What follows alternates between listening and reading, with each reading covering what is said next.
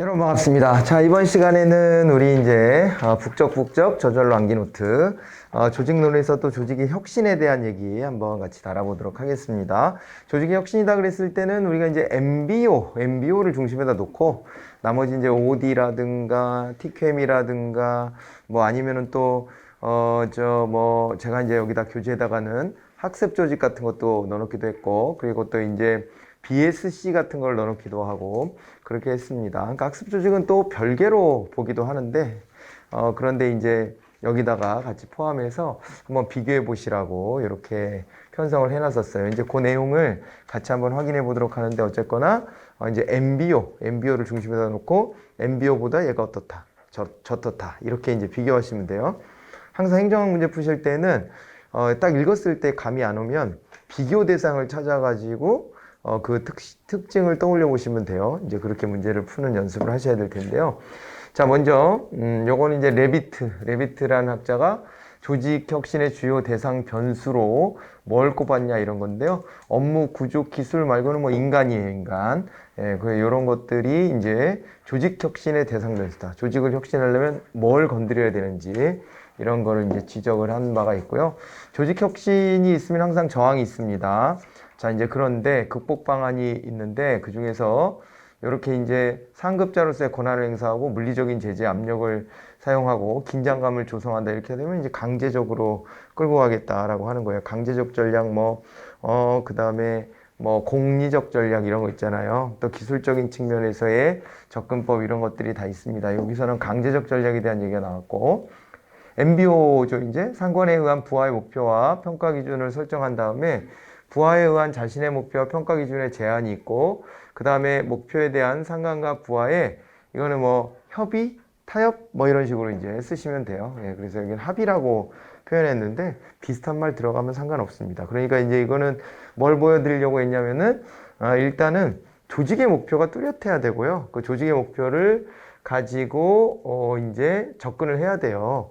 조직의 목표 기준을 가지고 접근을 하되 부하가 직접 그 속에서 나는 이만큼을 하겠다 라고 제시를 하는 거고, 그렇게 한 다음에 서로 그 수준, 적정한 수준을 다시 이제 타협해 내는 것입니다. 그렇게 하고 이제 이거를 이제 실행한 다음에 자꾸 이제 피드백 하는 거거든요. 이렇게 하는 과정이에요. 예, 이게 거기에서도 가장 핵심이 되는 부분만 딱 떼갖고 이렇게 보여드린 거니까 한번 또 정리를 하시고요. MBO는 조직의 내부성과 중심의 효율성에 이제 초점을 두는 반면에 TQM은 행정 서비스 품질 개념의 도입을 통하여 고객 만족을 이제 도모하는 것이죠. 예, 그래서 이제 대응성을 강조하는 게 바로 이제 TQM이다 이렇게 보시면 됩니다. 그러니까 조직의 내부성, 내가 잘못 읽었나 보다. 조직의 내부 성과 중심의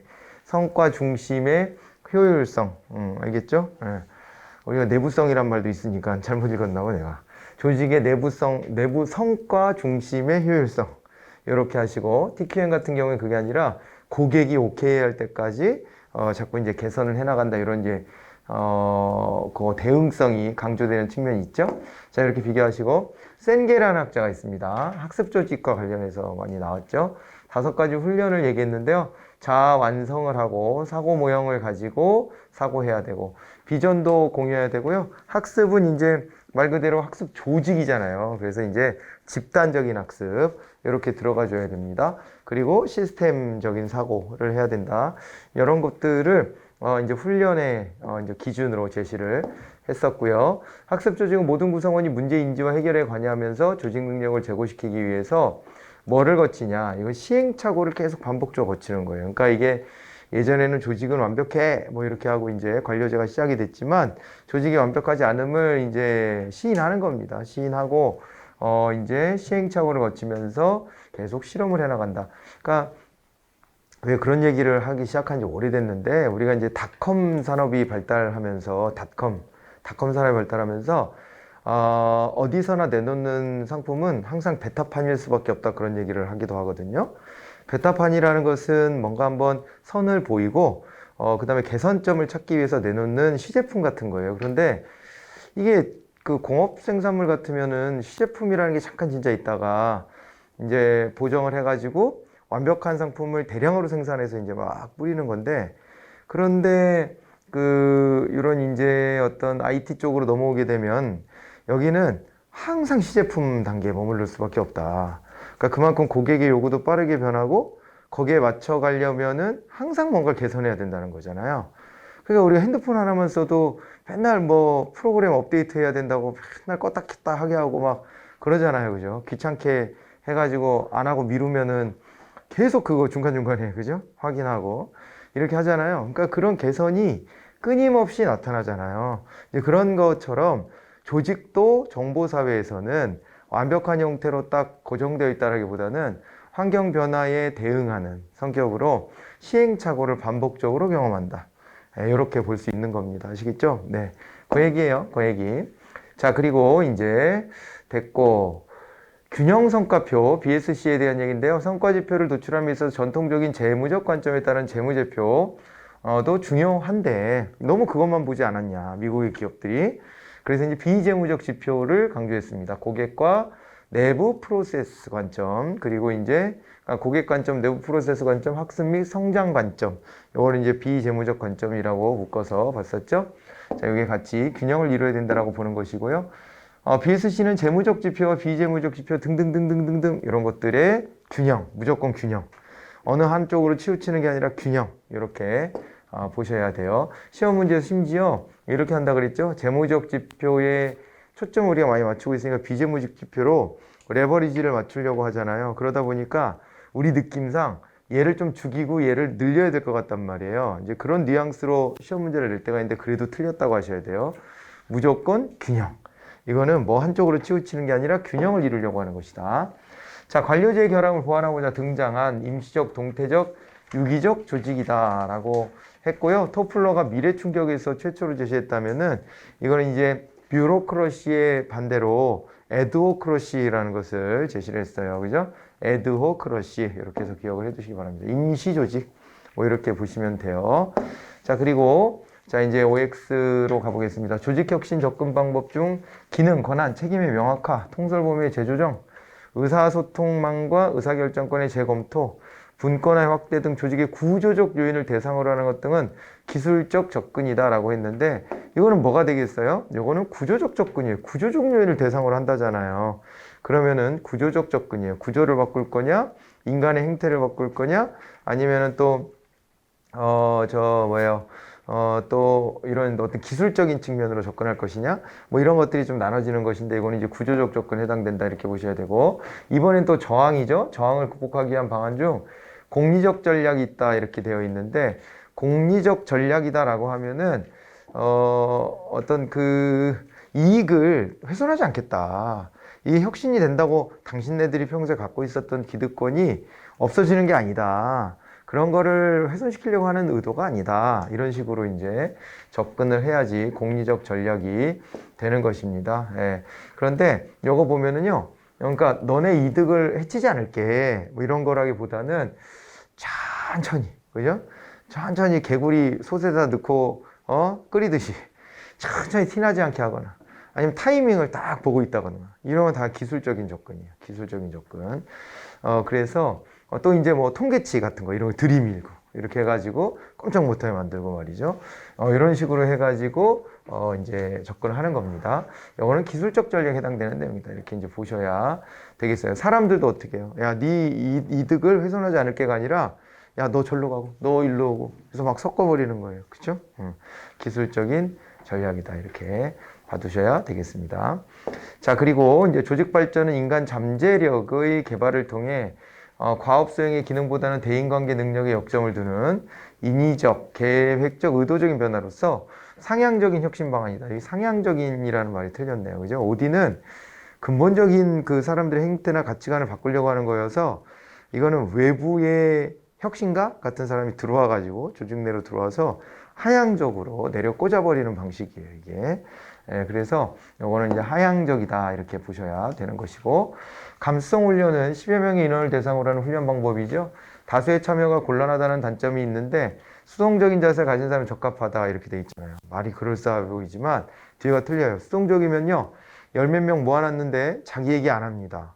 자기 얘기를 자꾸 해줘야 되거든요. 자기 얘기를 하고 사람들이 뭐라고 생각하는지 이런 걸 들어봐야 되는데 그런 거를 얘기를 어때요? 얘기를 자기가 털어놔야 되는데 안 털어놓으면 그런 말짱 꽝이에요. 그래서 수성적인 사람한테는 어울리지 않는다. 그런 얘기를 했었고, 이게 이제 OD 기법의 하나의 훈련 방법으로 제시가 됐었죠. 그죠? 관리망 훈련 등과 더불어. 근데 이제 그중에 시험에 자꾸 나오는 것은 감성 훈련이다. 이렇게 보셔야 되겠고, 조직의 문제점에 대한 인식의 제고 및 문제 해결 능력의 증진을 통해 조직 개선에 기여를 해요. 그런데 일시적 훈련만으로 행태 변화를 이끌어나기 어렵다는 한계가 있다. 이렇게 보시면 됩니다. 그래서 요거는 이제 이게 한두 번 해가지고 사람이 쉽게 바뀌겠냐 뭐 그런 얘기죠. 그죠? 예. 한두 번 해가지고 사람이 쉽게 잘 안 바뀌지 않나? 예. 그냥 사람 성향인 것 같은데, 어떤 사람은 기가 많이 너플너플한 사람들이 있잖아요. 나쁘게 말하면 그렇고 좋게 말하면은 이 수용 정도가 굉장히 높은 사람들이 있어요. 변화에 대해서. 예, 그런 사람들이 있습니다. 장단이 다 있는 거니까. 그렇지만은 또 한편으로는 좋게 말하면 자기의 어떤 소신이 있는 거고, 나쁘게 말하면 고집쟁이들이죠. 고집쟁이들. 무조건 자기가 옳다. 이런 성향의 사람도 있고 그런 것인데, 그 성향 자체가 바뀌는 게 쉽지가 않은 것 같아요. 그러니까 성향 자체가. 그죠? 그러니까 원래 남의 말 잘 듣고 뭔가 변화를 도모하는 사람은 그대로 계속 살고, 아닌 사람은 아닌 대로 또 사는 거야. 그죠? 그런 것들을 놓고 보면 이게 바뀌겠나. 특히 감성훈련 같은 경우가 관리자들, 저 위에 관리자들을 주로 대상으로 삼거든요. 근데 그 관리자들 정도 되면 이제 짬밥도 막 생긴단 말이에요. 그러면은 이제 그 꼰대질이 나오는 거지. 내가 해봐서 하는데. 내가 여기 몇 년인 줄 알아? 이제 이런 게 자리를 잡아버리면 딴 사람들이 거기 뭐 다른 영역이 있는 사람이 와서 이거 하잖아요, 같이. 근데 그 사람이 와가지고 야, 그건 제 생각엔 이런데요? 라고 얘기해봐. 아, 지가 뭘 안다고, 씨. 이렇게 될 가능성도 배제할 수 없잖아요. 그러니까 이게 한두 번 이렇게 한다고 바뀌겠어. 뭐 이런 이제 얘기도 하는 겁니다. MBO는 이제 피터 드러커가 이제 소개됐죠. 경영 부문의 관리법 도입됐고요.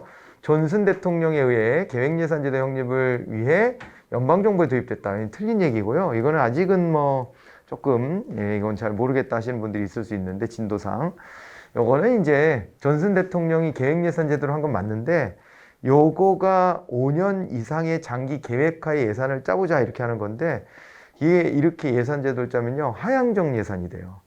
그러니까 국가가 5년 뒤에 이 모습을 해야 되니까 너 뭐 해야 될지 알겠지? 이거 해라. 이렇게 이제 지시가 내려오는 형태가 되거든요. 그거에 대한 비판을 가지고 이제 이거는 존슨 다음에 닉슨이라는 사람이 있어요. 닉슨 대통령이 있는데, 닉슨 대통령에 의해서 계획 예산 제도를 깨트리기 위한 방법으로 목표 관리제가 예산 제도로 들어와요. 그러면 이제 목표 관리제를 가지고 어떻게 하는 거냐면, 야, 너들의 계획을 짜고 너들이 필요한 예산을 요구해봐. 이렇게 상향적으로 바꾼 겁니다. 알겠죠? 예, 그럴 때 써먹어졌어요. 예, 그래서 이거는 아직 진도가 안 끝나서 거기까지 안 가서 이거 잘 모르겠는데요 하시는 분들이 있을 수 있는데, 이거 중요한 지점이고요. 자, 그리고 이제 넘어가 볼까요? 목표관리제는 과정지향적인 관리체제로 예측 가능한 계량적 목표를 중시한다 이렇게 되어 있는데요. 과정지향적인 관리체계다라고 했는데, 계량적 목표를 중시하는 뭐냐면은 이거는요, 결과, 성과, 요거를 지향하는 것이지 과정을 더 중시하지는 않습니다. 예. 그러니까 이게 매년 반복적인 업무를 가지고 당신이 올해 목표를 작년 목표 대비해서 짜봐 이렇게 하는 거예요. 그렇게 하다 보니까 계량화 하려고 그러죠. 계량화. 작년에는 몇 개 했어? 올해는 몇 개 할 건데? 이렇게 되는 거예요, 이게. 그래서 결과적인 것이지 과정을 개선한다. 이런 과정 개선은 스스로 하기가 또 쉽지가 않아요. 그렇지 않나요? 그래가지고 요거는 이제 이 결과지향적인 성향이 있다 이렇게 봐두셔야 되고, 목표관리제는 단기적 질적 목표보다는 장기적 양적 목표에 치중한다 그랬는데 거꾸로죠. 장기적이고 양적은 맞아요. 양적인 건 맞다 그랬잖아요, 방금. 근데 이제 장기적인 게 아니에요. 단기적이에요. 왜냐면은 자기 스스로 목표를 짤 때 당신 이번 분기에 얼마 할 거야? 올해 얼마 할 거야? 여기까지는 되는데 5년 뒤에 어떤 모습일 거야? 5년 뒤에 나를 여기 데리고 있을 거야? 자를 거야? 니네가 어떻게 할 거야? 내가 어떻게 알아? 이렇게 되는 거지. 5년 뒤에 어떤 변화가 있을 줄 알고 자기 목표를 자기가 짭니까? 의미도 없어요, 별로. 그렇게 목표 짜는 것은. 그러니까 단기적인 관점밖에는 안 됩니다. 비교해보면 그 OD나 아니면은 TQM 같은 것만 하더라도 얘보다는 다 장기적이에요. 시야가. 그잖아요. OD는 뭐 하루아침에 되겠어요? 조직 발전이? 그리고 이제 TQM도 고객이 오케이 할 때까지 가야 되니까 이것도 단기적인 과제는 아니에요. 지속적으로 추진해 나가야 될 과제지. 근데 얘는 단기적인 시야를 가지고 접근한다. 이렇게 보셔야 되는 것이고요. 그 다음에 조직 운영의 민주화를 통해 관료제의 단점을 극복하고 동기부여 및 사기 양량을 촉진한다. 아무래도 원래 일방적 지시만 받다가 내 목표는 내가 짠다. 이렇게 가니까 민주적이죠? 그리고 이제 그러다 보니까는 동기부여 사기 양량이 돼요. 이게 우리가 리더십 이론에서 봤지만은 참여를 끌어내는 것은 사기를 끌어내는데 굉장히 도움이 됩니다. 그렇잖아요. 내가 주도해서 하는 일과 누가 시켜서 마지못해 하는 일은 차이가 굉장히 커요. 알겠죠? 네. 그런 점을 비추어서 떠올려 보시면 되고, 자, 그 다음에 MBO는 개선기관과 실무자가 추진의 주체인데 조직발전 외부 전문가 추진의 주체가 되는 거예요. 그러니까 이거는 목표관리는 자기네들 안에서 자기들끼리 상관하고 부하 사이에서 알아서 하잖아요. 근데 이제 OD는 스스로 못해. 스스로는 안 보여. 스스로는 안 보여요. 제가 그래서 그 사례 많이 들어드리는데 검찰개혁 저거 굉장히 힘들게 하고 있는 거예요. 아직도 진행형인 것 같은데. 그런데 그게 뭐 그거에 대한 찬성 반대야 뭐 입장이 정치적인 견해에 따라 또 다르기도 하고 그러잖아요. 근데 그런 걸 싹 다 드러내고 건조하게만 딱 보면은 어디든 권력이 너무 세지는 데는 그 권력을 쪼개줘야 되고 그런 개혁은 필요성이 좀 있는 건 맞아요. 맞는데 어쨌거나 그런 거 할 때 보면은 어때요? 그 개혁의 대상이 된 쪽에서는 못 받아들여요. 우리가 뭘 잘못했다고? 우리가 얼마나 애국심을 가지고 열심히 노력하고 있는데 잠도 안 자가면서 우리가 노력했는데 우리 이렇게 취급할 수 있나? 이렇게만 떠올리게 되지 이거를 이제 자기네가 뭘 잘못했다는 것을 본질적으로는 그러니까 자기네 논리가 다 형성되어 있고 억울하게 느끼는 경향이 많아요. 그러니까 그 사람들이 의도적으로 자기 권력을 진짜 지키려고 야 우리 권력 여기 있으니까 이걸 꼭 지켜야 돼 그러고 검찰 개혁을 꼭 검찰 조직에 반대했다기보다도 그런 면도 뭐 있을 수는 있지만 그런 것보다도 보면은 억울해하는 측면도 좀 있는 것 같죠. 그래서 우리 조직을 지키기 위해서 우리가 맞서 싸워야 돼. 이 정권이 뭐 얼마나 간다고 이렇게 되는 거예요, 그죠? 그 자기네 내부 논리가 생긴다니까요, 내부 논리가. 그러니까 자기네 안에 있으면 너무 정보가 많아서 그럴 수도 있고 아니면은 또 자기네 안에 갇혀서 그럴 수도 있는 건데 자기네 틀이 생겨버려가지고 개혁을 근본적으로 할 수가 없어요, 어디나. 그래서 외부 전문가 이런 사람들이 밖에 객관적으로 보면은 보이는 게 있잖아요. 그걸로 치고 들어가는 건데 그러다 보면 좀 이제 문제는 어떤 거냐면 내부 반발이 장난 아니에요. 항상 지가 뭘 한다고 저건 누군데 굴러 들어와서 저래 이렇게 이제 돼버리는 것이고 실제 들어가 보면 이제 정보력의 차이가 있지. 그죠? 내부 논리가 단단하다는 거를 들어가 보면 알 수가 있어요. 그런 것들이 부딪히는 과정이에요. 엄청 힘든 과정이죠. 외부 전문가가 필요한 이유는 이제 그렇게 설명드릴 수 있을 것 같고 TQM은 미국 통계학자 데밍이라는 사람이 개발해가지고 일본 기업에 성공적으로 적용됐다고 하죠. 그리고 이제 80년대에 와서 이게 이제 NPM식 개혁이기 때문에 그러기 때문에 뉴 퍼블릭 매니지먼트 기억나시죠? 신공공관리론 그거의 신자유주의적인 개혁의 일환으로 80년대에 정부 쪽에도 이렇게 스며들었다. 이렇게 해가지고 그러니까 민영화를 하기 어렵다면 시장의 원리처럼 우리가 고객을 위해 가지고 최선을 다하자 이런 식으로 이제 간 거죠. 그렇죠? 시장에서는 고객 중심이잖아요. 우리나라 서비스 업계 같은데 떠올려 보시면 되지. 무조건 고객이 오라. 그죠? 고객이 컴플레인 오면 죄송합니다 이러고 시작하잖아요. 고객의 만족. 과잉됐지 좀. 과잉됐지만은 어쨌든 그런 거를 공공의 영역으로 끌고 들어가보죠. 이렇게까지 번진 게 TQM. 이렇게 보시면 됩니다. 자, 그리고 이제 TQM은 고객 중심, 총체주의, 무결점주의 이런 거 다 맞네요. 총체적인 질 관리잖아요. 총체적 질 관리. 어디에 구멍이 나서도 안 돼. 서비스가 됐건 생산이 됐건. 사후적 품질 관리. 요거 틀렸네. 그러니까 사후적으로 불만이 터진 다음에 와서 뒷수습하자는 게 아닙니다. 이 개념은 사전에 대응하자는 거예요. 사전에 토탈 퀄리티 매니지먼트니까 매니지먼트를 사전적으로 하자. 장기적 관점도 맞죠. MBO에 비해서 장기적 관점이라 그랬고 팀워크도 중요해요. MBO는요 독자 플레이예요. 나의 목표는 뭡니다. 이거지만 이거는 팀 단위에서 문제를 해결해 나가도록 하는 거죠. 그런 것도 차이가 있어요. 그거가 중요합니다. MBO, TQM 비교는 특히 자주 나오는 개념이에요. 자, MBO는 상향적이고, 근데 MBO와 TQM이 상향적 추진 방향이고, 그건 맞는 얘기네요. 맞는 얘기인데, Y론적 인간관, 이것도 맞는 얘기예요.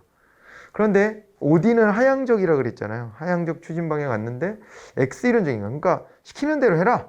이렇게 하는 위에서 내려가니까, 이렇게 해서 아주 잘 속인 거 같죠? 네, 속인 겁니다. 그러니까 이거 뒤에는 뭐냐면, Y론적 인간이에요. 그러니까 여기에 나오는 조직 혁신이 되려면 다 Y론적 인간이어야지 X이론적 인간들 데리고 혁신 못합니다. 그때는 그냥 아까 그랬잖아요. 혁신을 한다 한들 강압적 방법 그런 거를 동원해서 그냥 해버리고 뭐 많은 거지. 근데 OD는 그 구성원이 스스로 가치관이 달라지고 행태가 달라져야 되는 거예요. 그래가지고 얘도 Y론적 인간관을 전제하지 X론적 인간관을 전제하지 않습니다. 이렇게 봐두시고 그 다음에 이제 개인에게까지 세부적인 목표가 부여된 MBO는 개별 구성원이 아닌 팀 중심적 활동이 이루어지는 TQM의 방해 요인이 된다. 이런 얘기를 했어요. 그죠? 아까도 잠깐 언급해드렸던 부분인데 맞는 얘기예요. MBO는 팀 플레이가 아니라 개인 플레이여서 뭐라고 그랬었냐면 수직적인 소통은 좀 더 활성화될 수 있을지 몰라도 수평적 소통은 안 돼요. MBO는. 그런데 TQM은 수평적인 소통 관계입니다. 그러니까 이게 방향이 달라요. 그래가지고 이거는 맞는 얘기로 보셔야 됩니다. MBO는 집단주의 문화의 전통에 강한 조직사회에 적합한 반면에 TQM은 환경이 안정된 개인주의 사회에 적합한 방법이다. 이렇게 되어 있는데 이거는 이제 거꾸로죠. TQM이 팀 플레이고 MBO가 개별 플레이면 이거는 거꾸로 되어 있는 거 아닙니까? 내용 자체가. 자, 그리고 학습 조직은 문제지향적 학습 과정, 집단적 학습, 의식적 학습에 이제 자극과 규칙, 통찰력과 병렬적 학습을 강조한다. 말들이 어렵지만 익혀두세요. 학습 조직은요, 문제를 어떻게 해결할까를 가지고 여기도 집단적 학습을 하는 거라 그랬잖아요. 그죠? 네. 학습 조직 앞에서 나왔었잖아요. 그죠? 그리고 여기서 병렬적 학습이라는 건 수평적 관계 속에서 학습이 이루어진다는 거예요. 그걸 병렬적이라 표현한 거예요. 직렬, 병렬. 직렬은 줄 세우는 거고 병렬은 옆으로 나란히 하는 거잖아요. 그죠? 그렇게 받으시면 돼요. 건전지 놓는 거 방식 알잖아요. 자, 이제 이렇게 되고 그 다음에 균형성과표 BSC가 나왔는데 하버드 비즈니스 스쿨의 로버트 캐플런과 경영 컨설턴트인 데이비드 노튼이 재무지표 중심의 기존의 성과관리 한계를 극복하고 다양한 관점의 균형을 추구하기 위해서 주창했대요. 네. 5 이렇게 보세요. 한번 읽어보시면 되고 사람 이름까지 다 알아야 되냐? 그럴 것 같진 않지만 혹시 모릅니다. 예, 행정하고 어려워지려면 저런 걸로 공격 들어와요. 연도 공격 뭐 저런 거 이제 또 이렇게 이제 학자 이름 공격 뭐 이런 걸로 막 들어올 수도 있으니까 나중에 가서라도 좀 익혀놓으면 어떨까 싶고 부서별 목표를 먼저 설정하고 그것을 토대로 조직 전체 목표를 작성한다 이렇게 되어 있는데요. 균형성과표는 이제 조직 전체 목표가 있고 부서별 목표로 들어오는 거예요. 그래서 이것도 틀린 것이다 이렇게 보셔야 됩니다.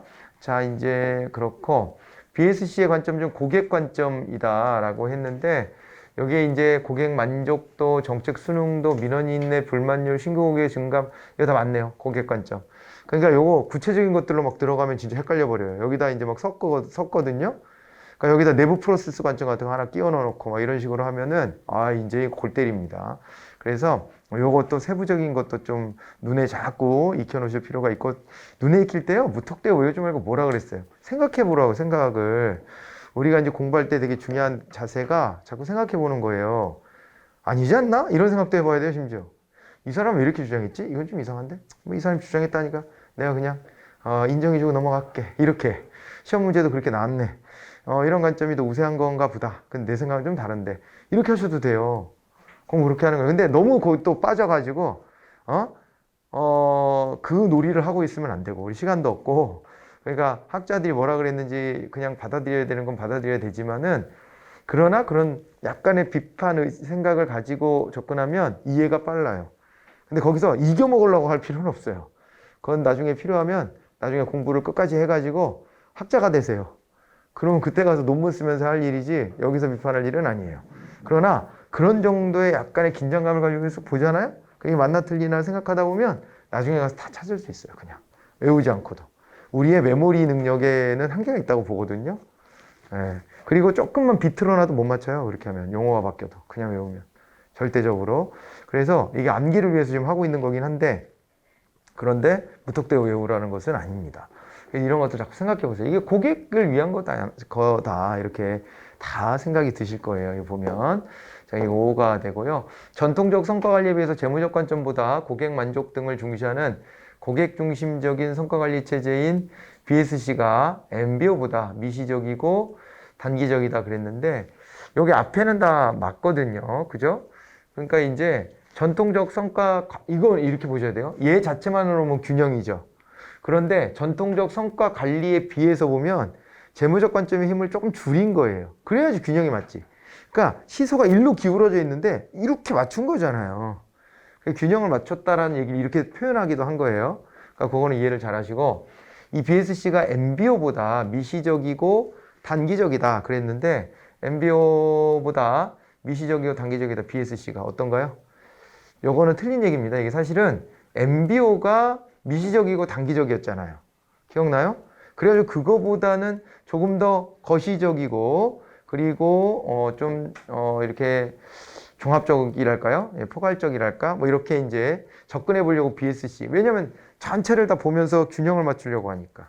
예, 그래가지고 그런 비교를 또 해주고 있는 거라서요. 이런 표현도 받으시기 바라고. 에도크라시는 낮은 수준의 수직적 분화와 높은 수준의 수평적 분화, 낮은 수준의 직거나 높은 수준의 전문화, 고도의 기계적 구조, 낮은 수준의 공식과 표준화. 그러니까 이거 앞에서 배웠었던 공식성, 복잡성, 그 다음에 직권성 이런 거 가지고 보는데 에도크러시는 탈관료제적인 거니까 복잡성, 공식성, 직권성이 낮아지는 거예요. 그래서 천천히 보면 다 맞는데 하나가 틀려. 얘는 유기적 구조예요. 그잖아요. 기계적 구조는 이거는 뷰로크러시, 관료제에 어울리는 표현이잖아요. 저거 하나가 끼어 들어가 있는 거예요. 그렇게 해서 그거 하나를 걸러내시고 정보사회가 심화되면서 에도크러시는 기존의 관료제를 완전히 대체했다. X입니다. 완전히 대체는 안 됩니다. 앞으로도 자동차 공장 컨베이어 벨트의 방식으로 가야지 여기가 갑자기 에도크러시가 된다. 이렇게 하기는 어려워요. 그러니까 무슨 얘기냐면 공업 생산품은 계속 있을 거예요. 그런 것들은 표준화된 모형에 따라서 그대로 조립하면 되는 거지 이거를 그 조립하는 사람이 막 창의적일 필요는 별로 없어요. 네, 그래가지고 여기 이제 관료제 조직이 없어지거나 하진 않습니다. 네, 그거를 떠올려 보시고 태스크포스하고 프로젝트 팀에 대한 비교인데 태스크포스가 대규모다 그랬죠? 그리고 보다 단기적이다 그랬는데 그렇지는 않죠. 태스크포스 프로젝트 팀보다는 보다 장기적이라고 보는 견해가 더 우세한데 여러분들이 보는 교재에 따라서는 이게 맞다고 나오는 경우도 있어요. 이거 틀리다고 보편적으로는 보는데. 그래서 저런 게 학자 간에 뭐 이제 쟁점이 있는 부분인 거예요. 그런 부분이 있는 건데, 실제로 이게 학자들마다 견해가 좀 달라서 그런 거예요. 그런 건데, 프로젝트 팀을 어떤 과제를 가진 프로젝트 팀으로 보느냐의 설정을 어떻게 하느냐에 따라 좀 다를 수 있어요. 그러긴 한데, 사례에 따라 다를 수 있는데, 대체로는 태스크포스가 더 법으로 규정도 하고, 조직도 따로 별개로 해서 정부 조직도에도 표현하고 이런 정도가 태스크포스이기 때문에 이게 더 장기적일 가능성이 높지 단기적인 가능성보다는. 그래서 이제 그거를 한번 보여드리려고 얘 틀렸다라고 이제 한 거예요. 자, 이제 그렇게 봐두시고 그 다음에 프로젝트 팀은 부문 간에 대규모로 설치됐다 그랬는데 틀려버렸네. 태스크포스 얘기죠. 부문 내에 소규모로 설치되는 게 이제 프로젝트 팀이었습니다. 하나의 조직 내에서 설치됐냐, 여러 조직에서 차출해서 조직화했냐, 이 차이가 있는 거죠. 자, 그리고 그 다음에 25번. 프로젝트 팀은 소속기관에서 시간제로 근무하는 반면에 태스크포스는 소속기관을 이탈해 전임제로 근무한다. 요거는 맞는 얘기죠. 파견 근무 나가는 거죠, 태스크포스는. 프로젝트 팀 법적 근거를 필요로 한다. 정부 조직도 표시되지 않는다. 앞에 거가 틀렸어요. 법적 근거를 필요로 하는 것은 태스크포스입니다. 네, 그렇게 나눠서 보시고. 자, 그 다음에 이제, 자, 1번. 조직을 기본의 상태보다 바람직한 상태로 전환시키는 조직의 변동이 뭐냐. 이렇게 되는데, 이거 조직혁신이라고 하는 거죠, 이런 거. 읽어보시면 되고요. 그 다음에 조직혁신의 기술적 접근 방법으로 작업의 순서나 진행상을 한눈에 파악할 수 있게 하는 게 뭐냐. 이렇게 되어 있는데, 기술적 접근 방법이라고 했어요. 그 종류 중에 한 가지인데, 작업 순서나 진행 상황을 한눈에 파악하게 하는 게 이제 퍼트라는 개념이 있는데 크게 중요하게는 안 들었어요. 예, 그랬던 건데 이런 것도 있다. 그냥 그런 정도로 봐두시면 됩니다. 혁신을 위해서 기술적으로 쭉 한번 이 한눈에 보이게 쭉 이 과정을 해부해 보는 개념으로 해부 내지는 엑스레이 뭐 이렇게 찍어서 보는 거구나 이렇게 생각하시면 돼요. 퍼트라는 방식이 있고 그 다음에 또 조직혁신의 방안 중에서 조직 구성원의 가치관 및 태도 계획된 변화를 통해 환경 변화에 능동적으로 대응할 수 있도록 전체 조직의 혁신을 꾀하는 것을 이제 OD라고 했었습니다. 자, 그리고 요거는 이제 감성훈련이죠. 10여 명을 모여서 이렇게 하게 하는 거 감성훈련이었고, 그리고 그 다음에 조직혁신 방안 중에서 상하 구성원이 참여 과정을 통해서 한다. 이거 MBO 얘기를 하려고 하는 것 같죠. 그죠? MBO 얘기.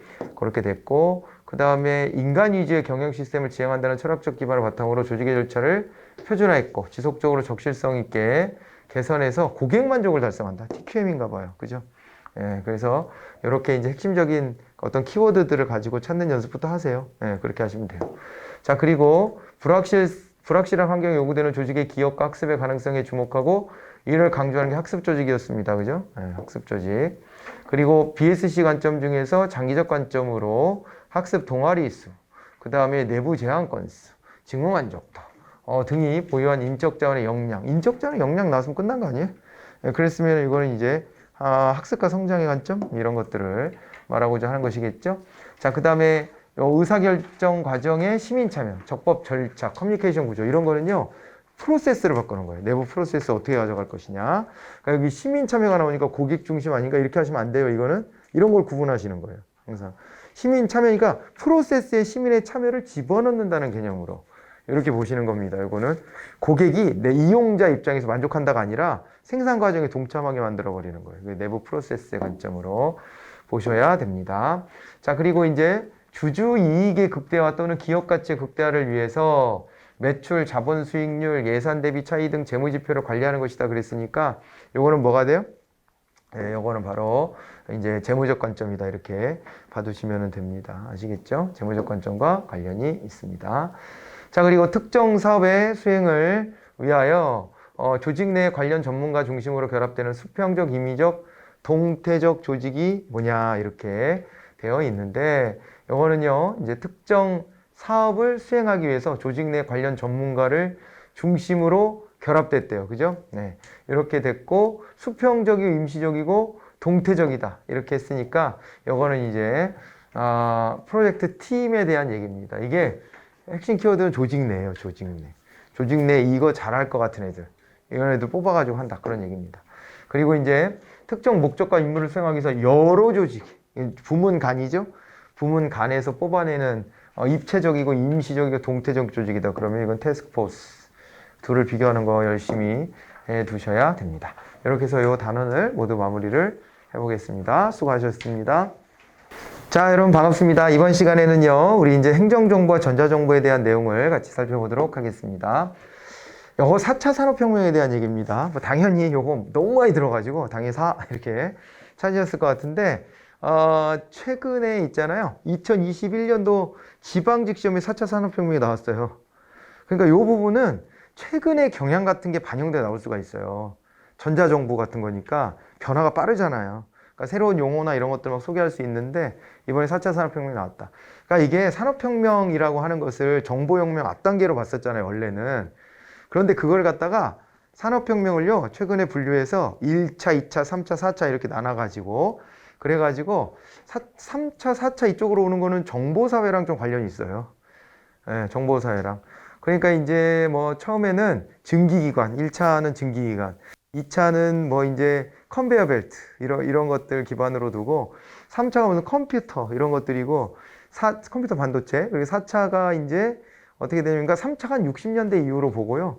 그러니까 아주 시초 때부터 그렇게 보고 그다음에 4차가 이제 이게 뭐 2010년대 뭐 전후에서 그때부터 시작돼서 온다고 이제 보는데 융합의 기술이 굉장히 중시되는 그런 것이고 그다음에 지능 정보화가 진행이 되고 뭐 이런 것들입니다. 그래서 요거 뭐 책도 있잖아요. 4차 산업혁명이라는 책이 있어요. 이걸 주창한 게 클라우드 슈밥이라는 인물인데 이 사람이 이 다보스 포럼이라고 많이 들어보셨을 거야 아마 뉴스를 좀 보시는 분들은 여기 매년 개최가 되는데 요즘에 코로나 때문에 뭐 소식이 좀 뜸하지만 이게 아마 온라인으로 하고 막 그랬을 거예요. 근데 이제 다보스 포럼이 굉장히 이게 뉴스거리가 많이 됩니다. 왜냐하면 여기 막 국가 정상이 참여하기도 하고요. 세계적인 CEO들도 참여하고 막 이렇게 하는데 이 사람은 클라우스 슈밥이라는 사람이 이걸 젊은 나이에 이거를 포럼을 창립해가지고 오늘날까지 이거를 운영하는 사람이에요. 그런데 이 클라우스 슈밥이 요거를 이제 다보스 포럼에서 2016년도에 4차 산업혁명이라는 개념을 주창한 겁니다. 이걸 논의해보자. 이런 식으로 한 거고, 요때 즈음에 우리나라 대통령 선거가 있었거든요. 그때에 갑자기 모든 대선 후보들이 갑자기 4차 산업혁명 시대가 어떻고 저쩌고 이렇게 말하기 시작하면서 이게 우리한테도 익숙해진 용어가 됐어요. 대략 그런 정도 수준의 지식으로 알아놓으시면 될 것 같아요. 이게. 그러니까 융합이에요. 가장 중요한 건 융합인데, 그럼 어떤 사회가 오느냐? 잘 모릅니다. 근데 대충은 다 압니다, 또. 그러니까 이 책 읽어보면요, 뻔한 얘기예요, 사실은. 우리가 실제로 생활하고 있는 관계이기도 하고, 우리가 많이 예측하고 있는 정도 수준에서 책이 쓰여져 있어요. 되게 뭐 어려운 내용이 있거나 그런 거 전혀 없어요. 예, 그런데 이제 어쨌거나 이런 방향으로 가고 있구나라고 하는 건데, 그러나 그걸 뚜렷하게 이런 사회가 올 거야라고 딱 찝지는 못했다. 그건 살아봐야 알아. 그래가지고 여기에 좀 애매하죠, 4차 산업혁명이. 그래서 정치인들이 자기가 굉장히 뭔가 진취적이고 미래적이다라는 걸 보여주려고 할 때 자꾸 요 용어들을 많이 쓰고, 실제로 정부가 역할을 해야 되는 것도 있긴 한데, 앞으로는 정부가 뒤에서 서포트 해주는 역할에 머물러야지, 정부가 나서서 4차 산업혁명에 나를 따르라 이렇게 할 수 없어요. 아무도 전망할 수 없으니까. 아무도 4차 산업혁명이 어떤 모습으로 다가올지는 잘 몰라. 그리고 과학기술이 받쳐줘야지 가지. 그냥 가나? 그러니까 과학기술 같은 거 이런 것들을 키우기 위한 노력도 많이 해야 돼요. 그렇죠? 요즘에는 그래도 이과가 다시 좀 붐을 일으키고 있다면서요. 맞아요? 에? 아니, 저는 남자반 여자반이 따로 있었는데 남자반만 8반이었는데 그중에 이과가 5반이었어요. 저 때. 그랬는데 그게 어느 순간 보니까 막 뒤집어져 있더라고요. 다 문과가고. 그러다가 요즘에는 그쪽으로 가야, 이과 쪽으로 가야 대학 가기 쉽다 그래가지고 또 다시 좀 바뀌고 그랬다고 하는데, 전부 다 의대 가려고 하면 희망이 없어. 우리가 전부 다 청년들이 공무원 하겠어요 이러면 희망이 없잖아, 우리 사회가. 그래, 그런 것처럼 누군가는 공무원 해야 되지만 전부 다 공무원 하겠다고 달려들어서 인재들이 다 공무원만 하면 안 되거든요. 똑같이 다 의대만 가겠다 그러면은 희망이 없어. 이거 어떻게든 바로잡아야 될 텐데, 그런 거를 정부가 열심히 노력해. 구조적인 거를, 그런 거를 받쳐주면은, 지금도 그 일당백하잖아요, 우리나라 공학자들은. 대단한 것 같아, 진짜. 대단한데, 이거 더 뒷받침해. 그런 거나 해야지, 자꾸 정치인들이 나를 따르라, 4차 산업혁명 내가 이끌어내겠다. 이거는 말도 안 되는 얘기입니다, 사실. 정치적인 선언밖에 안 되지. 자, 그렇고, 그 다음에 이제 표현되지 않은 자신만의 경험으로서의 지식을 암묵지라고 하죠. 암묵지와 형식지 나눠서 보셔야 돼요. 아까 학습 조직 얘기하는 거 있잖아요. 앞단원에. 그런 거 학습 조직 같은 경우가 이제 암묵지를 형식지로 바꾸는 게 매우 중요한 거예요. 공유해야 되니까. 그리고 이거는 지능정보화 책임관입니다. 예전 개념으로는 그냥 정보화 책임관이었지만, 이제는 4차 산업혁명 시대 때는 지능정보화라는 개념 매우 중요합니다. 지능정보화 책임관 이렇게 얘기를 하고요. 그 다음에 이제 유비쿼터스를 사용해서 장소에 구애받지 않고 언제 어디서나 업무를 수행할 수 있는 작업 방식인 원격 근무의 한 형태다, 이렇게 되어 있어요.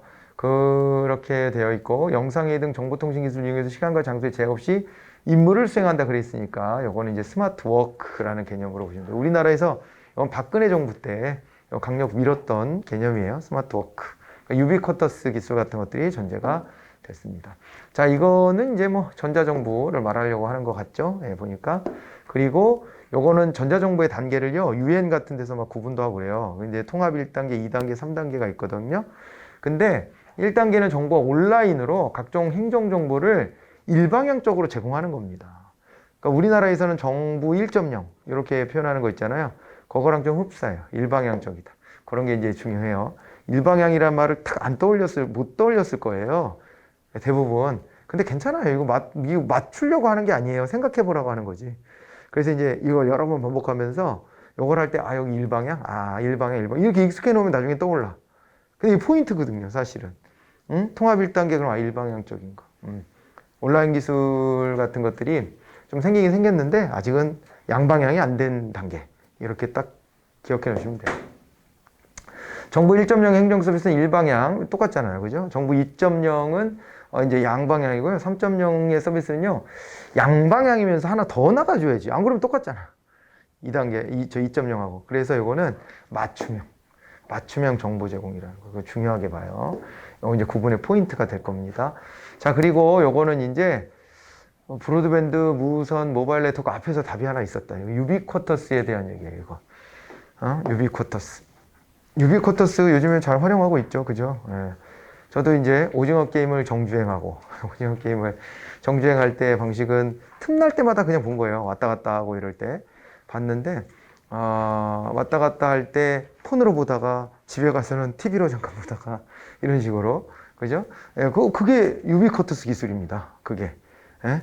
그러니까 그 인터페이스를 막 넘나들면서 언제 어디서나 서비스를 제공받을 수 있다라고 하는 개념이에요. 그래서 온과 오프의 경계가 자꾸 무너지는 거, 그런 거예요. 그런 거에 뒤처지지 않으려고 제가 제페토도 좀 해보고 이럴 때 애들 노는데 껴가지고 이거 어떻게 하나 이렇게 하는데 어떤 방에 가봤더니 막 스키 타고 이런 게 있더라고요. 아직도 스키 타는 법을 몰라갖고 그 앞에서 점프만 하고 있습니다. 타고 내려가더라고 애들이. 근데 어떻게 내려가는지 조작을 못해. 근데 자꾸 이런 거를, 그러니까 메타버스 이런 것도 해보려고 하는 게 자꾸 온과 오프가 경계가 무너진다는데 난 아직 공감이 안 돼. 거기 들어가면 이건 아바타고 난 나잖아.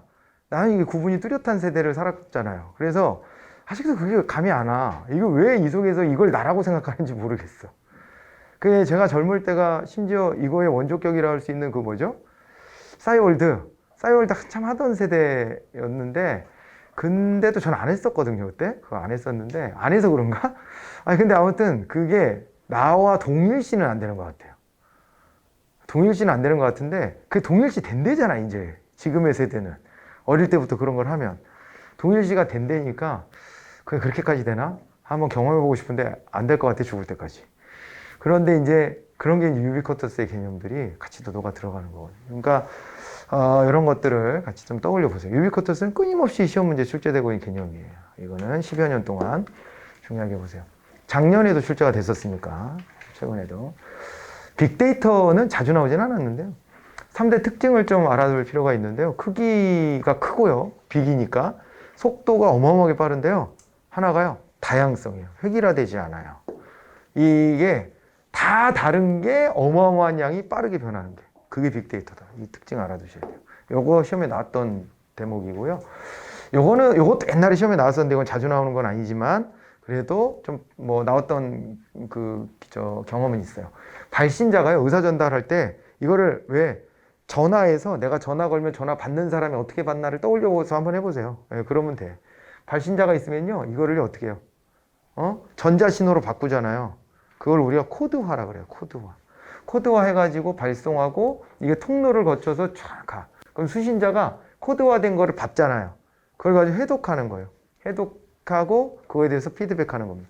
이런 과정을 거친다고 보는 거예요. 그러니까 전화 걸 때 상대방이 이거 어떻게 희한하지 않아요? 나는 목소리로 얘기했는데 상대방이 그 목소리 그대로 듣잖아요. 이거 너무 대단한 기술이지 않아요? 우린 당연하게 쓰고 있지만 너무 신기하지 않나? 그러니까 이제 그런 것들을 한번 떠올려 보세요. 의사 전달이라는 게 어떤 과정이든 마치 그 전화를 걸고 받을 때처럼 이렇게 뭔가 부호로 전달을 해주면 상대방이 그거를 또 전달받고 하는 형식으로 해서 이루어지는 겁니다. 네, 그래서 요거는 수업 시간에는 특별히 또 따로 보지는 않았으나 이런 과정 거친다라고 하는 거 다시 한번 소개를 해드린 거고, 아이비리라는 사람이 요 공공관계 PR의 원칙을 세웠다고 했는데 사실은 이게 특징이에요, 그냥. 그러니까 일반적인 광고랑 다른 특징인데 이게 이제 공익성이 있어야 되고요. 그 다음에 일방적으로 그냥 이거 좋은 거야 이렇게 전달받는 게 아니라 상호 교류가 되고, 그 다음에 또 하나가 뭐의 원칙이 하나가 더 있고, 그 다음에 이제 계몽성의 원칙이 있다 그랬는데 요거는 이제 진실성의 부분을 한번 기억해 놓으라고 이렇게 놓은 거예요. 진실돼야 돼요. 거짓을 얘기하면 안 돼요. 그죠? 그거는 부패라고 봅니다. 우리가 행정에서 PR을 하는데 거짓된 정보를 국민들한테 막 세뇌시키면 그거는 잘못된 것이겠죠? 그렇죠? 네. 그렇습니다. 옛날에 전두환 정부는 국민들한테 자기네 정부가 제일 정의롭다고 그랬었어요. 정의사회를 우리가 구현할게 막 이러면서 정의의 사도인 것처럼 막 하고 그랬거든요. 그런 식으로 하면서 정부가 하는 일은 다 잘하고 있다는 식으로 땡전 뉴스하고 막 그랬잖아요. 그죠? 그런 건 진실성이 있어요, 없어요? 없잖아요. 그런 것들은 나중에 가서라도 평가를 받죠? 당연히 평가를 받는 겁니다. 그렇게 봐주셔야 되고, 공공기관 정보공개에 관한 법률상 정보공개기관의 범위에는 국가기관, 지방자치단체, 그리고 공공기관 설치 및 운영에 관한 법률상의 공공기관, 그러니까 기재부 장관이 지정고시하는 공공기관이 들어갑니다. 그거 알아두셔야 돼요. 꼭. 정보공개 대상기관은 부득이한 사유가 없는 한 요거는요, 정보공개 심의회를 열어서 공개 여부를 결정합니다. 아직 공개하기 전에 이거 공개해도 돼? 공개하면 문제가 있지 않을까? 이걸 한번 심의해 보는 거예요. 10일 이내에 이거 공개 여부를 결정해 줘야 돼요. 자, 그리고 OX로 갑니다. 정보사회에서는 수직적 계층성이 완화되고 수평적인 기능 분화가 촉진된다. 그렇게 했는데요. 수직적 계층성은 완화되고 수평적인 기능 분화가 촉진된다. 예, 이거는 뭐 정보사회니까 아무래도 맞는 얘기가 되겠네요. 그죠? 수평적 관계가 되고, 그 다음에 정보사회에서는 단순 업무의 전산화로 인한 축소, 새로운 유형의 업무 발생 및 업무 내용의 전문화 복잡화 등으로 인해서 업무 계통별 통솔 범위가 넓어진다 그랬는데, 요거는 있잖아요. 통솔 범위 좁아집니다. 그게 틀렸어요. 통솔 범위 넓어진 때가 언제였냐면 단순 작업할 때, 반복 업무할 때. 그러니까 미싱으로 뭐 인형 만들어. 그러면요, 그거는 뭐 단순 작업 계속 반복하는 거니까 옆에서 감독자가 한 100명, 200명씩도 앉혀놓고 미싱 막 돌리게 하면서 돌아다니면 돼요, 그냥. 통솔 범위 겁내 넓어져요. 그런데 정보사회는 수평적 관계가 강조되고, 그 환경 변화에 대해서 대응하고 이러는 거기 때문에 통솔 범위가 좁아질 수밖에 없어요. 그죠? 왜냐하면 획일화가 되지 않기 때문에 통솔 범위가 좁아집니다. 단순하지가 않아요, 통솔하는 게. 그래가지고 통솔 범위가 좁아진다고 보셔야 돼요. 자, 그리고 요거는 있잖아요. 정보 처리 권한을 분산할 경우에 여기에 하위층, 하급기관, 지방조직의 정보력이 강화되는 거 맞네요. 그리고 권한도 분산된다.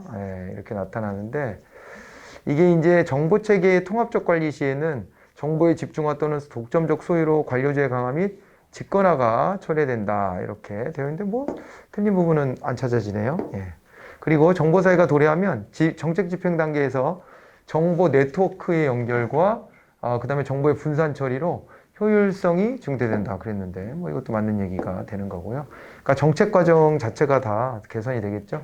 지식행정은 예측할 수 없을 정도로 급변하는 환경에서 경쟁력 갖춘 지능적 행정이다. 장래 기여 위험 요소에 대응하기 위해서 행정활동의 프로세스를 끊임없이 개선한다. 뭐 그랬으니까 이것도 맞는 얘기입니다. 기존 행정관리는 계층제적 조직을 기반으로 지식이 조직의 공동재산으로 취급됐는데, 그런데 지식행정관리는 학습조직의 기반 아래 지식의 개인 사유가 이루어졌다. 아니겠죠? 우리 학습조직도 공부했지만 공유가 되잖아요. 이제 각자가 알고 있는 거를 형식지화해서 공유하는 거예요. 그게 매우 중요해요. 그래야지 서로 윈이 나는 거거든요. 팀 단위로 바꿔서 또 학습도 하고 그런다고 했잖아요. 거꾸로 돼 있습니다, 이거.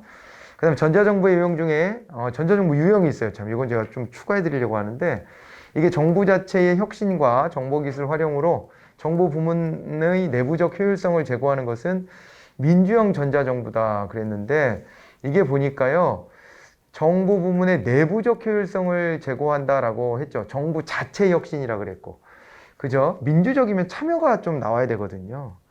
시민 참여가 나와줘야 되는데 그런 얘기가 없잖아요. 그래서 이거는 능률형 전자정부고요. 민주형 전자정부다 그러면 시민 참여가 전제가 좀 돼줘야 돼요. 알겠죠? 그래야 되고, 그 다음에 전자정부 개념의 역사는 이렇게 된 거가 맞고요. 클린턴 행정부 때 국가성과심의회 NPR이라는 행정개혁을 하는데, 요거도 가끔 언급이 되는 정도의 행정개혁의 내용이기도 해요. 그냥 그때 이제 전자정부 개념도 나오고 뭐 다양한 것들이 논의가 되고 그렇습니다. 사실은 NPM식 개혁을 많이 했는데 그 중에 또 하나가 전자정부 개념도 나왔었어요.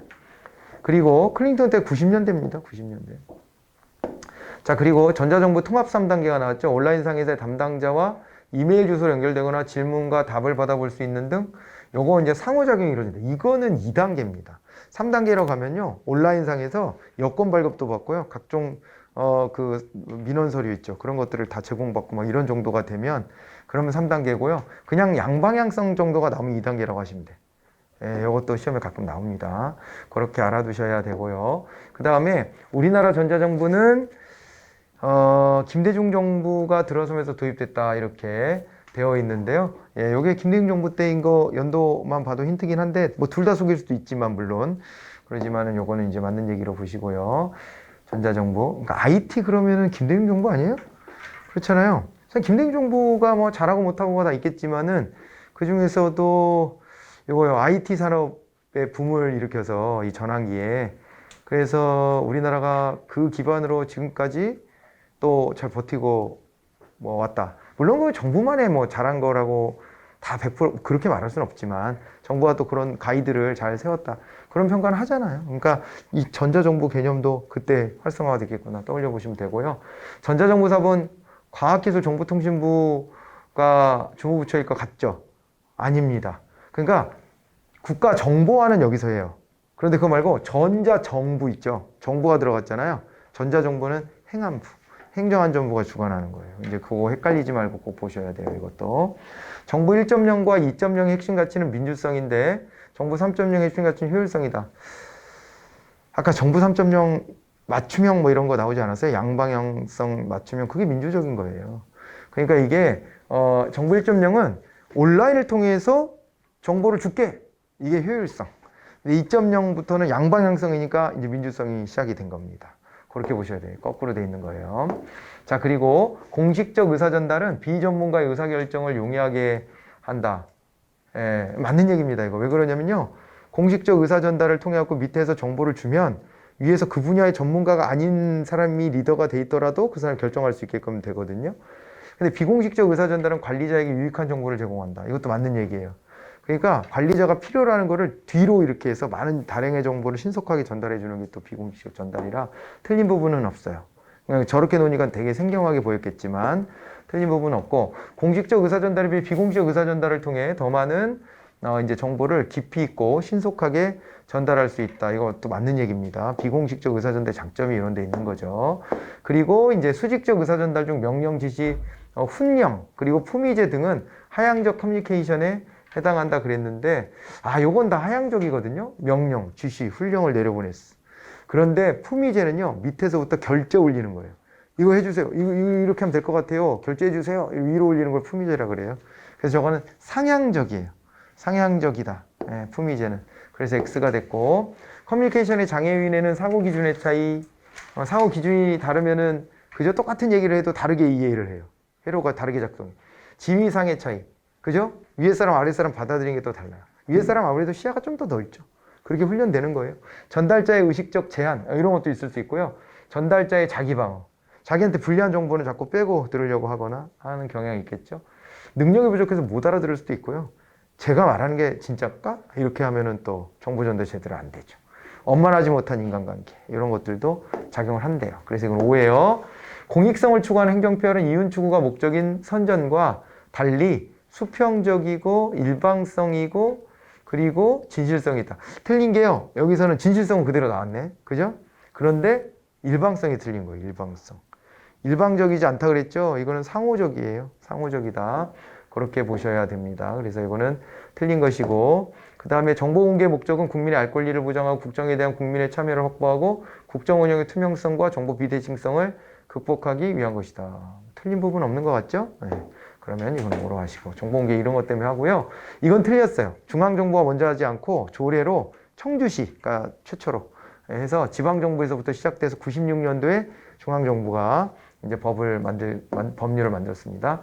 그 다음에 정보공개 청구권자예요. 국민이 들어가고요. 외국인도 일부 들어가는데, 국내에 사무소를 두고 있는 법인 또는 단체인 외국인도 되지만, 외국인 중에서 국내 거주 자격을 취득했거나 학술 목적을 가진 사람에게는 정보공개 해줍니다. 네, 그래서 그걸 빼고 이걸로 국한된다 그랬으니까 틀린 거예요. 외국인의 경우가 조금 복잡합니다. 외국인에게 다 해줄 수는 없으니까, 외국인한테는. 그러니까 복잡해지는 거예요. 우리나라 국민들한테는 안 복잡하잖아요. 왜냐면 다 해주면 되니까. 네, 그렇게 이제 되고요. 외국인 규정 잘 알아두세요. 자, 그리고 이제 모두 이제 공개돼야 되는데, 정보는. 근데 프라이버시를 침해할 위험이 있는 정보는 제외돼요. 이건 맞는 얘기거든요. 국민 전체 이걸 해야 하거나 프라이버시 침해의 위험이 있는 건 안 하는데, 직무를 수행한 공무원의 성명은 비공개 대상이다 그랬네요.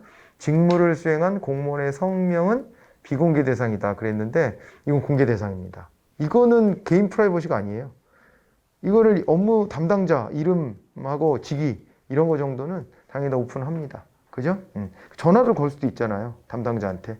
그렇게 돼 있으면 개인 전화번호는 안 가르쳐 주지만 사무실 전화번호는 우리가 연결할 수도 있잖아요. 이렇게 놓는 것이고요. 정보공개 대상 기간은 정보공개 청구를 받은 날부터 무조건 10일 이내 공개를 결정해야 그렇지는 않아요. 왜냐하면 10일 이내 기간을 더 연장해서 그래가지고 다시 한번 더 깊게 숙고해 볼 수도 있거든요. 네, 그래서 그거는 틀렸고 요거는 맞는 얘기입니다. 그냥 맞는 얘기예요. 한번 읽어보세요. 요 기한하고 이런 거. 그러니까 정보공개 청구를 했는데 정보공개 심의회가 안 해. 못 해줘요. 이렇게 한 거예요. 왜요? 이렇게 하는 거예요, 지금. 왜 못 해줘? 이렇게 하는 겁니다. 따지는 거예요. 네, 그런 과정이라고 보시면 되고. 그리고 이제 그 다음에 자 1번 컴퓨터와 정보기술의 발달에 따른 정보의 처리, 축적 및 이제 전달 능력이 향상되면서 정보의 가치가 중시되는 사회를 우리가 이제 정보사회다 이렇게 얘기하는 것이고, 그 다음에 요거는 있잖아요. 각종 정보를 산출해 준대요. 정책 집행 같은 거를 위해서 해준대요. 이걸 행정정보체계 이렇게 얘기를 합니다. 원래 공적 영역이 아닌 데서는 그냥 정보체계 시스템이라고 그러거든요. MIS. 그런데 이제 요거는 행정이란 말을 붙여서 퍼블릭을 붙여갖고 PMIS. 그래서 이제 행정정보체계다 이렇게 이야기를 합니다. 정보기기를 적절히 활용해서 다양한 상황에서 주어진 문제를 해결하고 대처하면 전달할 수 있는 능력이라서 이게 정보 리터러시, 능력이라는 말이 리터러시 영어. 예, 단어 혹시 잘 모르겠으면 한번 찾아보세요. 리터러시가 그런 의미예요. 그냥 정보 리터러시라는 용어로 이렇게 부르기도 해요. 왜냐하면 여기는 저런 개념이 갑자기 훅 튀어나올 때가 있어요, 시험 문제. 그래서 그걸 좀 알아두셔야 돼요. 최근에는 물론 7급 시험에서 나온 것이기는 한데요. 이게 집단 극화 뭐 이런 거 있잖아요. 그런 것들이 막 나오기도 하고요. 최근에는 그런 새로운 용어들 있죠. 그런 것도 막 소개하기도 하고 그래요. 그러니까 이거는 약간 그런 것들 센스 있게 좀 잘 접근하셔야 돼요. 요거는 어떤 거 빅브라더 1984에 나온 거 빅브라더. 이거 이제 정보사회 나쁜 방향으로 갔을 때 이제 극단적인 것을 보여주는 거죠. 빅브라더. 그리고 이제 벤담의 원형 과목에서 유래된 것이라고 하는데 이건 그냥 우리 기본서에 보면 옆에 날개 쪽에 붙어 있을 텐데 벤담이 제시한 원형 과목이 파놉티콘이에요. 파놉티콘 가운데다가 이렇게 감시 기둥을 세워놓고 원형 과목을 만들어 놓으면요. 감시탑에 누가 들어있는지 안 들어있는지도 파악이 잘 안 되니까 누가 날 들여다보겠거니 하고 알아서 자기 절제 하게 된다는 거예요. 그런 이제 설계된 과목인데 실제로 설치는 안 됐지만 이게 설계가 됐었는데 그런 것처럼 지금은요. 나에 관련된 걸 누구나 들여다볼 수 있겠구나라는 생각이 들잖아요. 그렇기 때문에 여기에 이제 이거를 갖다가 우리가 이제 전자파놉티콘 이렇게 부르는 개념도 있어요. 이런 것도 용어니까 조금씩 늘려가면 좋을 것 같아요.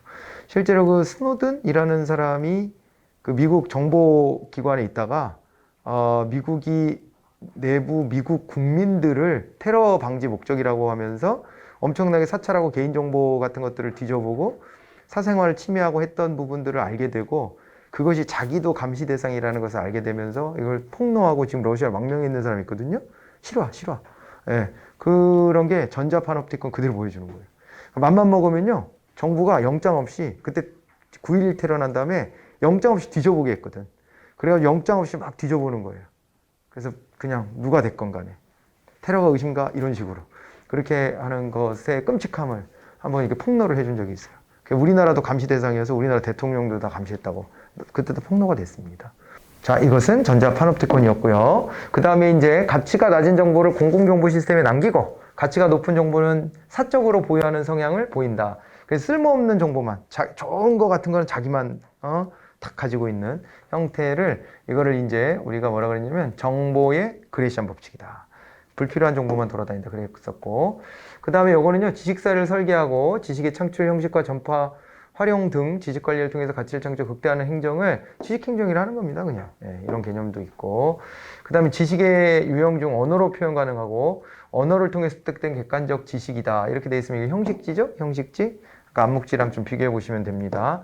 자, 그리고요 또 정보화를 통해서 행정 업무의 처리 방식을 혁신한다. 행정 서비스 질을 향상시키는 국가사회의 정보 기반을 구축하는 것을 이거를 이제 행정정보화 이렇게 부르고, 그 다음에 또 이제 요거는요 정보의 생산, 유통 또는 활용을 기반으로 지능정보 기술을 발전시킨다. 이게 지능정보화예요. 이게 지능정보화 개념을 그렇게 잡으시고요. 그러니까 AI 시대에 대응하는 게 지능정보입니다. 그냥 단순 정보화가 아니라. 그리고 요거는 이제 민원인들이 사이버공간에서 약 쌍방에 이루어지는 민원 처리 방식이다 그랬으니까요. 요거는 이제 전자민원 처리 방식이라고 보시면 되고, 스마트워크를 구현하기 위해서 공무원의 이동 거점에 설치한 업무 공간을 스마트워크 센터라고 해서 여러분들도 국가직 공무원이 되거나 하면은 이용할 때가 있을 수 있어요. 네, 스마트워크 센터들이 요소요소에 있습니다. 전자정보 이용 중 정보의 효율성 제고는 물론 정보 부문에 향상된 정보 능력을 민간과 공유한다. 그랬네요. 행정정보와 국민의 복잡 삶의 향상에 기여하는 고객지향형 전자정보. 아까 전자정보 유형 중에 한 가지 이렇게 이제 봐야 되는데 서비스형 전자정보라는 개념이 있습니다. 됐죠? 우리가 이제 앞에서 뭐 이제 효율적 전자정보도 있었고 민주적 전자정보도 있었고 뭐 했지만은 거기에서 이제 또 하나 서비스형 전자정보도 있다. 이렇게 봐두시고 우리나라의 전자정보 발전 단계 중 공공정보를 적극적으로 개방하고 공유하고 부처 간 칸막이를 없애고 소통하고 협력하고 국민 맞춤형 서비스를 제공하고 뭐 이런 얘기가 나오면 이걸 정부 3.0 이렇게 이제 보시면 됩니다. 자, 개념이고 정부 3.0 시험에 많이 나왔었는데 문재인 정부 이후에는 안 나와요. 예, 안 나오고 있어요. 그 개념 자체를 이제 용어를 안 쓰고 있어요. 그러긴 한데 과거에 많이 나왔어서 빼놓을 수가 없어서 집어넣은 겁니다. 자, 이거는 기업이 고객에 대한 정보를 바탕으로 업무 프로세스, 조직 인력을 정비한다. 이렇게 돼 있죠. 그죠? 그래서 요거는 뭐라 그러냐면 고객관계 관리, CRM이라고 하는 개념으로 보시면 돼요. 이걸 민간에서 고객관계 관리 그래가지고 고객의 정보를 파악해서 고객에게 뭐를 제시하면 이 사람이 구매를 할까? 이거를 고민하던 개념인데 요거를 이제 행정에 끌고 들어온 거고요. 그 다음에 요거는 정보 메시지, 생각, 감정, 사실 등의 교류를 통해서 상호 간의 공통된 이해에 도달한다. 이런 얘기가 나왔고 행동과 태도에 영향을 미친다. 이런 얘기가 나왔는데 이게 뭐 의사 전달, 커뮤니케이션을 말하는 것이고요. 네, 그러고 나니까 끝났네요. 네. 자, 그래서 여기까지 정리를 하는데 새로운 용어 같은 거 어디에서 시사적인 거 보이면은 그거 좀 알아두세요. 알겠죠? 왔다 갔다 할 때 뉴스도 가끔 보시잖아. 그럴 때 뭐 이런 용어들이 나오면 이거 주목해 봐야 되겠다. 이건 약간 시사적인 용어, 새로운 용어 이런 것도 많이 만들어지거든요, 말들이. 대신에 또 공부할 때 좋은 점은 그거예요. 과거의 유행처럼 지나간 용어는 이제 안 나와. 웬만하면 안 나와, 그런 거는. 그렇게 되는 특성이 있다는 것을 알아두시고 같이 보시면 되겠습니다. 고생하셨습니다. 네, 마무리할게요.